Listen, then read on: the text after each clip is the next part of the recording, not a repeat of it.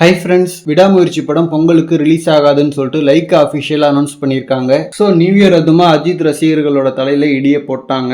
ஏன்னா படம் பொங்கலுக்கு வெளியாக போகுதுன்னு சொல்லிட்டு அவங்களே தான் அனௌன்ஸ் பண்ணி ஃபர்ஸ்ட் சிங்கிள் எல்லாம் ரிலீஸ் பண்ணாங்க. அதுவும் இன்னொரு பக்கம் குட் பேட் அகலி படம் பொங்கலுக்கு ரிலீஸ் ஆக இருந்துச்சு. பட் விடாமுயற்சி 2-3 வருஷமா அண்டர் ப்ரொடக்ஷன்ல இருக்கிறதால இவங்க வரட்டுன்னு சொல்லிட்டு லாஸ்ட் மினிட்ல குட் பேட் அகலி விலகிட்டாங்க. பட் இப்போ விடாமுயற்சியும் போஸ்ட்பாண்ட் ஆகி குட் பேட் அகலியும் வர விடாம பண்ணிட்டாங்க. ஸோ ஒரு மிகப்பெரிய பொங்கல் ஹாலிடே வீக்கெண்டு வேஸ்டா போயிடுச்சு. ஏன்னா எப்பயுமே வருஷத்தோட பெஸ்ட் ரிலீஸ் டேட்னா அது பொங்கல் ஹாலிடேஸ் தான். ஒரு லாங்கான வீக்கெண்ட் கிடைக்கும். எல்லா படங்களுமே அதை தான் டார்கெட் பண்ணுவாங்க. சோ ஒரு மிகப்பெரிய ரிலீஸ் டேட்டை மிஸ் பண்ணிட்டாங்க. அண்ட் விடாமுயற்சி வருதுன்னு சொல்லிட்டு விக்ரம் அவர்களோட வீரதீர சூரன் ஜனவரி எண்டுக்கு தள்ளி போயிடுச்சு. ஏன்னா ஒன்னா வரும்போது விக்ரம் அவர்களோட படத்துக்கு தியேட்டர் கிடைக்காது. அதுவும் விடாமுயற்சி ரெட் ஜெயின் ரிலீஸ் வேற. சோ அட்லீஸ்ட் முன்னாடியே சொல்லியிருந்தா வீரதீர சூரன் படமாவது பொங்கலுக்கு வந்திருக்கும். இனிமேல் அதை ஃபைனல் காப்பி ரெடி பண்ணி சென்சாருக்கு அனுப்பி பொங்கலுக்கு ரிலீஸ் பண்றது சாத்தியமே இல்லை. அண்ட் இப்போ வணங்கான் படத்துக்கும் கேம் சேஞ்சருக்கும் தான் செம ஜாக்பாட்டு. வணங்கான் படக்குழுவுமே அவங்களோட ரிலீஸ் டேட் அனௌன்ஸ் பண்ணாம விடாமுயற்சி ரிலீஸ் டேட்டுக்காக வெயிட் பண்ணிட்டு இருந்தாங்க. ஏன்னா விடாமுயற்சி 10ஆம் தேதி வந்தா இவங்க 14ஆம் தேதி வரலாம் அப்படின்ற மாதிரி.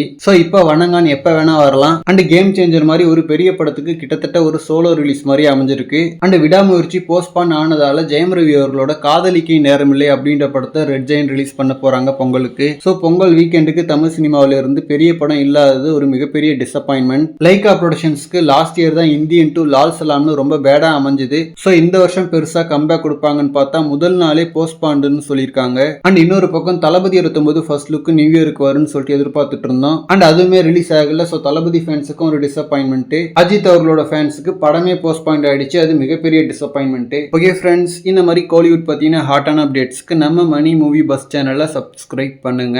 தேங்க்யூ.